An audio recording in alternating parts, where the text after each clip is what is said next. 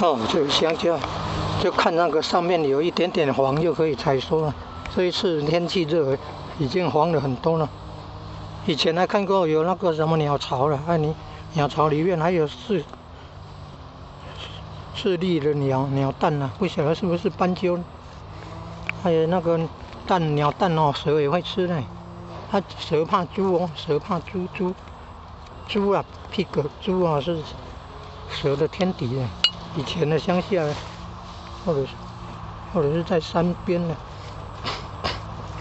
怕蛇的说有养猪来对抗蛇啊，不要再杀生了，养的动物还要卖动物还要杀生啊，不好了，要吃素啊，素食环保救地球，还有那个不跟众生结恶缘的，吃半斤的还罢了。